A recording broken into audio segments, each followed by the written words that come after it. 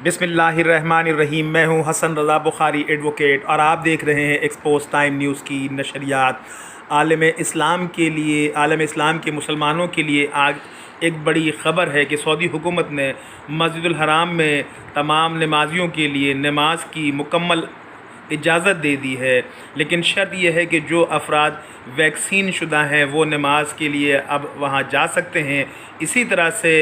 हुकूमत पाकिस्तान ने भी 12 रबीउल अव्वल की आमद से कबल तमाम मुसलमानों को मज़ारात पर हाज़री की इजाज़त दे दी है, लेकिन हुकूमत पाकिस्तान ने भी इस तमाम मज़ारात पर जाने के लिए वैक्सीन की शर्त लाजमी करार दी है। 12 रबीउल अव्वल की आमद से मौके पर आलम इस्लाम में बहुत बड़ी ख़बर है कि जनाब मस्जिदुल हराम में और पाकिस्तान में जितने भी मज़ारात हैं वहाँ पर नमाजी और